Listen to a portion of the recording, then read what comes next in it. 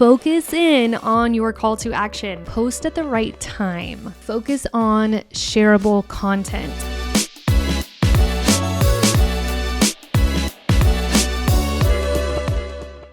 What's up, everybody? Welcome to another episode of Call Her Creator, powered by Stan. I'm your host, Caitlin Rhodes, and today we are going to be talking about how you can fix your Instagram funk. If engagement has been down for you like it has been for everybody else, I'm going to give you guys a few tactics or hacks that you guys can try to get things moving again, because I know it's been really hard over there. But know this, you're not alone. Even bigger creators like myself, I'm seeing lower Reels views. I'm seeing less likes. I'm getting less comments, but it's not over till we say it's over. And you're not going to give up. You're going to try these tactics and you're going to start seeing some life again on your account. So before we get into today, I want to thank you for being here. And also, please download this podcast episode if you are listening and leave me a review. Let me know how you like the podcast, what you want to hear on our next episode. I am all ears. I'm here to serve you guys, not myself. So tell me what you want to hear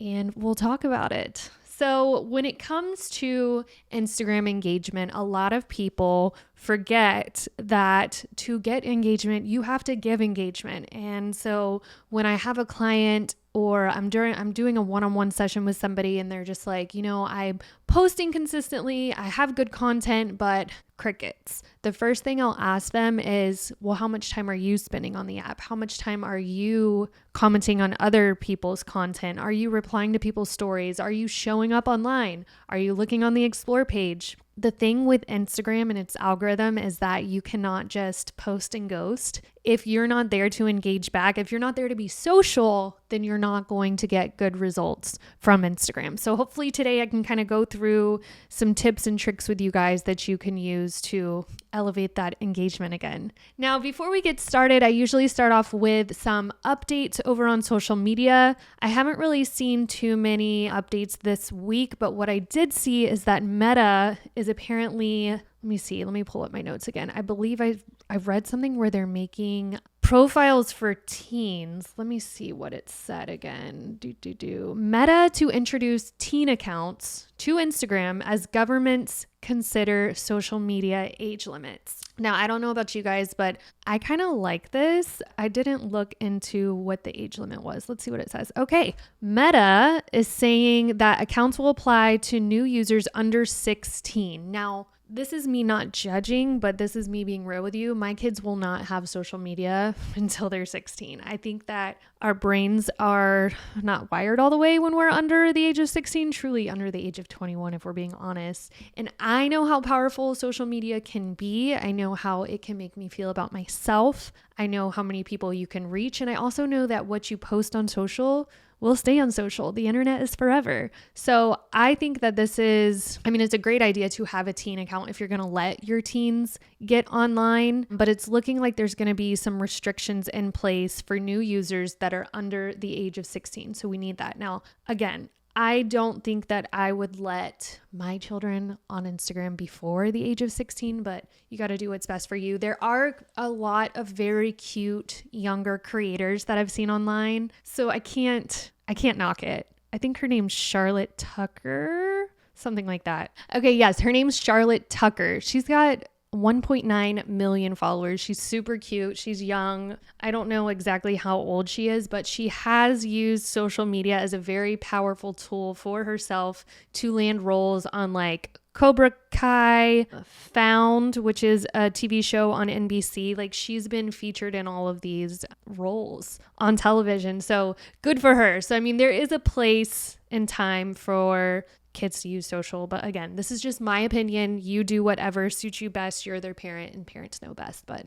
again, I think this is a good update for Meta to put some restrictions on people that are younger than 16 trying to get on Instagram. So, all right, let's jump into engagement. So first of all, if you've never heard of engagement rate, that is something that for me as a social media agency owner, we look at engagement rates for our clients. I'm constantly looking at the engagement rate on my own posts so that I can get better with my content and really deliver what my audience wants to hear. So engagement rate is likes plus comments plus saves divided by the reach times 100. So I am no math whiz, so I don't do this in my head. I typically will just go off of what the insights say. But if you are trying to manually calculate what your engagement rate is like, that's what you'll use. Likes plus comments plus saves divided by your reach times 100, and you'll get your engagement rate. I do use a tool, Flick Social. I've talked about them before.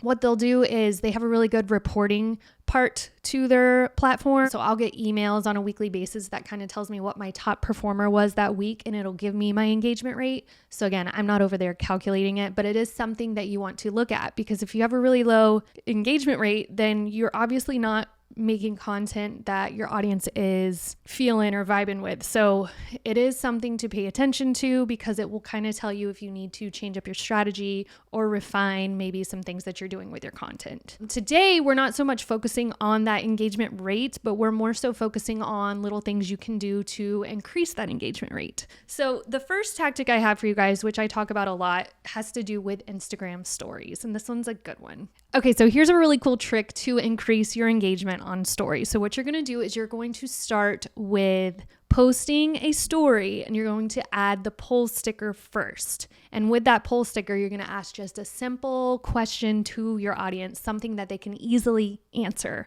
And then your next story will go into more detail about that poll sticker. So that could either be text on screen, or it could be you talking, whatever it is, but they're going to work hand in hand to, one, get you some engagement first, and then two, keep watching your story. So Instagram story stickers are truly an underrated tool to increase your engagement over on Instagram. The poll sticker, the question sticker, the quiz sticker, there's a emoji sliding sticker. I try to use all of them when I'm posting on stories, because it gets my audience clicking, it gets them engaging with my story, and then the algorithm will see that people are engaging with my story, so it'll continue to push it to the front of the line. So just to give you guys some examples, again, the poll sticker, use an easy to answer question for them. Don't ask them something that's too difficult for them to really think about, because people are just going to keep swiping through. Same with the quiz sticker. Make it something fun and engaging that they want to answer. For the question sticker, I have had some clients before who have used the question sticker and just say they get crickets. So if that is you, then you're not asking the right questions. So I would do something fun, like maybe they could say something like, tell me what you think of a first impression of me. And then they give you, you're not so much asking a question. You are, but you're not. You're asking them like, what's your first impression of me? And so people can then say, oh, you look like you love naps. I've used that one before, and someone has said that about me. Or you could do something like, ask me anything personal. Ask me anything business related. Just be very specific with what you want them to ask you, and they will more so do it for you. If you're just really generic, they're probably going to keep scrolling, because again, people don't want to think too much when they're on social. They want it to be really easy for them. So try to stick to things that are like something they could easily participate in and not have to think too hard on. The next tactic I have for increasing engagement is to focus on shareable content. So in case you are new to Instagram, or maybe you've been on Instagram but you've been sleeping under a rock, right now the algorithm is pushing shares. So any type of content that is getting shares, people are sending it to the DMs, maybe they're sending it to their stories. All of that is being watched by the Instagram algorithm. So if you're getting more shares on your content, that means that people are liking your content, they're finding it share worthy, they're engaging with it, they're connecting with it. So the algorithm is going to keep pushing that. So right now we're focused here at the agency on shareable content. But a lot of people, when I say that, they're kind of like, what does she mean by shareable content? So there's a couple different ideas here for you guys. Here are my top 3 share-worthy content ideas for you to try this week. The first one is a meme. Make it relate to something in your industry that will get people that are like-minded like you, that will think it's funny and maybe share it to their own stories. Then the next one is humor. Do something kind of funny, crazy, something that your audience has never seen before. I would probably try to do it with a reel, just to really get that human connection going. The third engaging type share-worthy content that you can post is that motivational, hit them in the heart, emotional type content. So sometimes people are having a bad day, or they're just needing some type of encouragement. think about like motivational Mondays, or you see like those really powerful quotes that really resonate with you. Those are things that people are going to read and be like, oh my God, this is what I'm going through. Let me send it to my stories. So again, that's share worthy content. That can be motivational quotes. That can be like just connective type quotes. For example, like I've seen like the Twitter screenshots, or even like people writing in the notes app, and they'll say something about like, this is going to be your best week ever. Abundance is coming. Like, you know, like those like superstitious type ones. I always send those to my story just to give myself some extra luck. I don't know if it really works, but those are the type of share worthy type content that you can focus on and test for your own account and see how your audience resonates with it. Post it and then go back in like 14 days and just see like, did it get shares? Did it get comments? Did it get likes? How was the engagement on that type of content? So share worthy content, again, just to kind of go back over that. It was the memes. Those are always fun. Kim Kardashian, Taylor Swift, those always do very, very well. There was the humor. So be funny, show your human side. And then the third one was motivational, inspiring type quotes. All of these can either be posted as a reel or as a carousel. Do be careful if you are doing memes. Don't just steal something off of Pinterest or take a screenshot of a celebrity photo and upload it, because you could get in trouble for copyright. So you want to make sure you're doing it the right way. If you go into CapCut actually has a lot of really good meme share-worthy type content, and that would fall over into this category as well. So CapCut is free. So just head over there and you can kind of look through and see what's going viral right now, what's the most like trendy, most popular post right now, and then you can use that for your own content. The third way on this list today to increase your engagement is obviously Reels. Reels are still number one when it comes to driving traffic to your profile, getting engagement on your content, likes, comments, shares, all of that. That is what Reels are. Reels are there for you to blow up on Instagram, truly. Like, the algorithm is still favoring them. I can still play around, at least with my own account. I'll still play around with carousels at some point, maybe a still image, but it just is not getting the traction that a reel would. So for example, yesterday I posted an infographic and made it into a carousel, so it was like swipeable. And back in like early 2021, I could post those and get like thousands of likes. Yesterday when I posted it, it reached like 200 people and I had maybe 5 likes. So within like 2 hours, I ended up archiving the post, just because I know I tell you guys not to delete posts, but I am that type. Just as a content creator at this point with as many followers as I have, if something is not performing for me right away, I tend to take it down and redo it.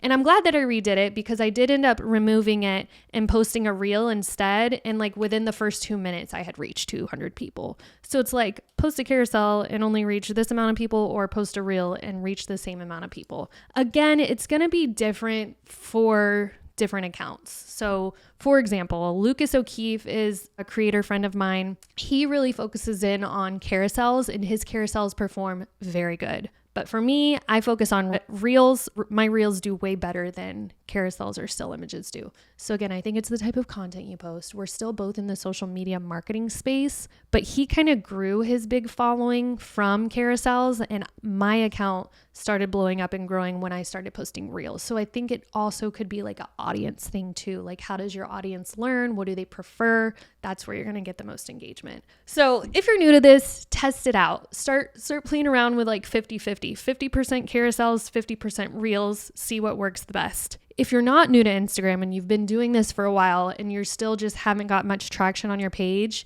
then maybe focus on a reels only strategy for the next 2 weeks and see kind of how that plays out for you.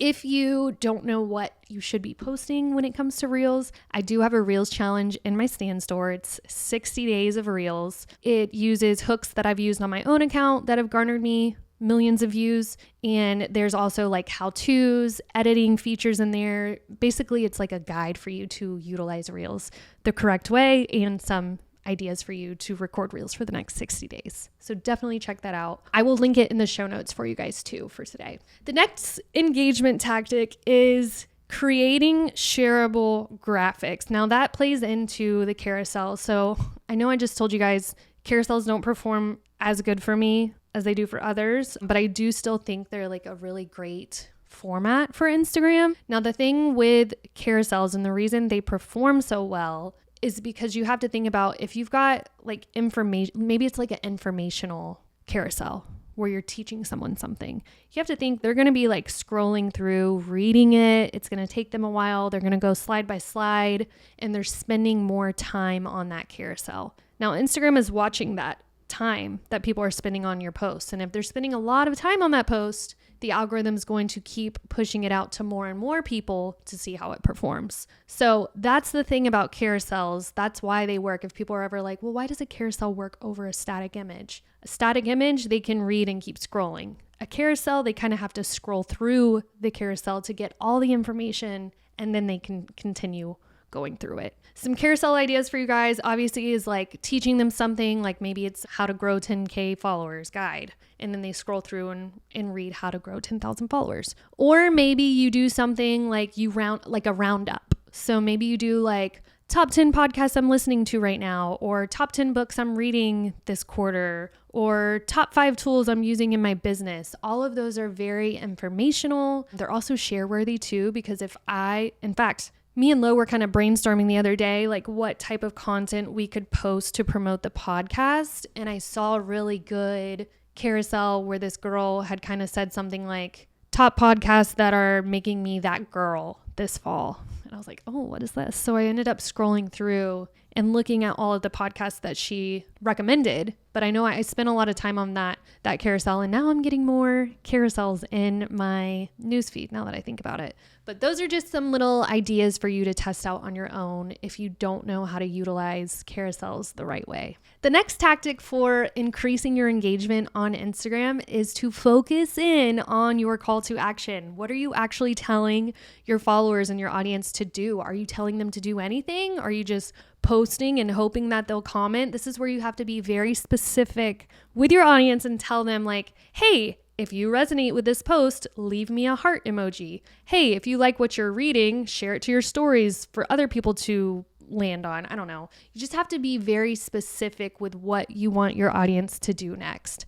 Now, there are a couple different ways to make this really work for you. The first one might be telling them to respond to you somehow using an emoji. So maybe you ask them like a question at the end of the post, and they could say, drop a green heart for yes or a red heart for no. And then that's kind of fun for them. Like, oh, let me see what I'm going to say to them, and let me drop my emoji. The next one is maybe you posted something very funny or emotional, thought-provoking, like a reel, and you want them to share it with someone that can relate. So I don't know if y'all have seen these reels, but there's some that are like, if you miss your sister, send this to her right now. And then it's telling you what to do. It just said, send this to my sister. Okay, so the other day I posted a reel on my personal account, and it said, it was very specific with the call to action. It ended up getting 5,000 views. And that account only has 2,300 followers. So I said, send this to your one friend that matches your energy without even questioning it. And it was like a dancing video of my friend.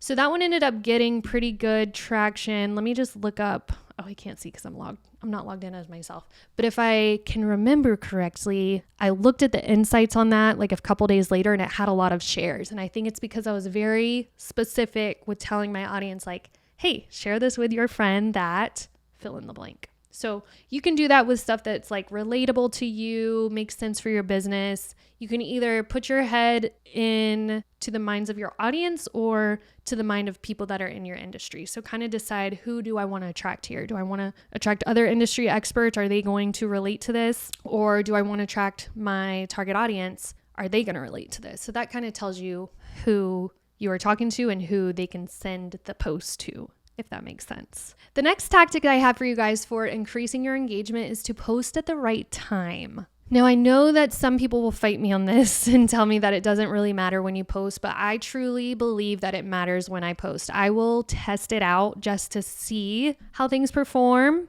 If I'm posting at like 7 a.m., I will cross my fingers, post it, and go back to it in a few hours, and I'll see it didn't get much traction. But if I were to post that same reel again, maybe at the end of the day around 7:30 p.m. when my target audience is in their bed scrolling their phone, it's probably going to get a lot more traction because people are online at that moment. truly, like, you have to, this is where it's super important for you to really nail down who your audience is and think about like, okay, who is my audience? What are their social media behaviors like? Are they on their phone in the morning, or are they checking it at lunchtime, or are they spending more time in the evening? So if you really, really know who you're talking to, you will then know when to post. Now, Instagram tells you, like, there's some insights on there that tell you when your audience is online, but as a social media agency owner, we have seen that a lot of our clients have the same exact posting suggested time in there as everyone. So I will say we use Metricool for scheduling now, and Metricool actually gives us different analytics based on different clients. So I kind of trust that a little bit more. So if you are using something like Metricool, I would trust that, but don't trust what Instagram tells you, because again, they be telling everybody the same thing. Before I ever invested in a social media tool or anything like that, I would first just try testing it myself and writing things down. I know in the beginning stages of my own creator journey, I was posting stuff and writing down the time that I posted it, so that when I went back to it 2 weeks from now, I'd know like, okay, this post on Wednesday performed really well, but what time was it posted? Because Instagram won't give you a timestamp as far as the time goes. It'll tell you the date, but it won't tell you the time. So if you want to start off the freeway, then I would maybe just start journaling what you're posting, what time, what it was about, and then going back to it and then seeing how it performed. Now, hashtags, I still use them for my post. I don't use all 30, but I will use like 5-ish hashtags that make sense to the post that I'm posting. Now, some people have asked me, is it true if you copy and paste the same hashtags on every post, is that bad for your account? I personally believe, yes, that could be bad, because you're going to come across as spammy to the algorithm. So I would kind of like maybe make a document with all kinds of hashtags that you can use, but then just pick and choose like 5 of them every other time for your post, and just take turns posting different hashtags based on what your post is about. There's 2 things with hashtags as well. One, if you look at your insights on a post inside of Instagram, it will actually tell you how many people found that post using hashtags. Now, the one thing is, it won't tell you what hashtags pulled them in. It'll just say like, oh, 100 people found this post from hashtags. So you kind of got to look at your hashtags and be like, which hashtag brought them all over here? Another tool that you can use, which I mentioned earlier, was Flick Social. They actually will watch hashtags for you and rank your posts like, hey, you ranked for social media agency this post this week. And so basically it's telling me that my hashtags social media agency helped my post get more traction. So if you want to really get nitty gritty with your hashtags and find out which ones are actually working, you can use a tool like that. I know Flick does charge you, but there might be a free trial. I'll get some more information there for you guys. I might have an affiliate link for y'all to try a free trial. So if I do, I will put it in the show notes for you. If not, you can always just go to Flick Social and kind of look at how much it is. I think truly it's like $15 a month. So it's very inexpensive. And if you're a first timer or a newbie to Instagram, it really could be beneficial for you to at least use it maybe for a couple months until you start seeing what hashtags are working for you. And then you could always cancel it. Okay, the last engagement tactic I'm going to give you guys is the 5-5-5 rule, which is what we use here at Influence Marketing Studio. So we will spend about 5 minutes scrolling through the news feed and commenting on posts that we connect with. And it doesn't have to be anything crazy. You can just leave a genuine, authentic feeling comment to these people in your news feed. Then we'll go and watch stories up at the top, and we'll reply back to any that like stand out at us. And then after that, we will go to the explore page and find content that pops out to us, and then spend 5 minutes there. The 5-5-5 rule is just that, 5 by 5 by 5. 5 minutes in feed, 5 minutes in stories, 5 minutes in explore. That ends up being like 15 minutes a day. Now, if you really want to get jiggy with it, you could double that time and maybe do like the 5-5-5 in the morning and then the 5-5-5 in the evening.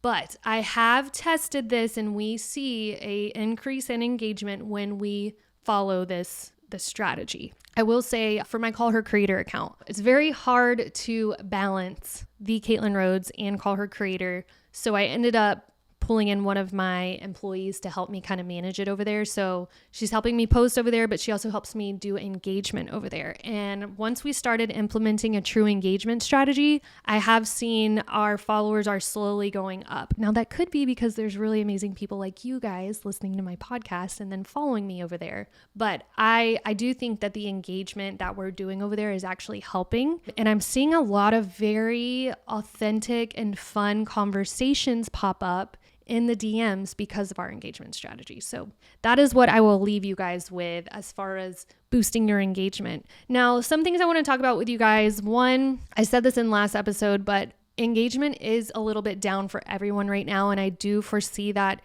being the thing until the election is over. You guys also have to remember that the holiday season is over and big brands and companies are about to start spending the rest of their ad spend for the year. So you're probably going to be competing with paid promotions versus your organic posting. So keep that in mind. So you've really got two big things that are happening with this time frame that we're in. So don't get down on yourself too hard if you are seeing low numbers. If you try to implement at least maybe 1 to 2 things from this list that I just gave you, you should still see some traction going on there. But don't be afraid to spread yourself out on some other apps right now. Like, focus on Instagram, but also be posting to your Facebook page or pick up TikTok or maybe share on Threads or LinkedIn. I wish I was a little bit more active over on Threads because I just it's more personable over there. It's really people just sharing their inner thoughts and it's not like polished and perfect like Instagram Reels are. But yeah, if you're seeing like low numbers and it's really getting to you, then don't be afraid to go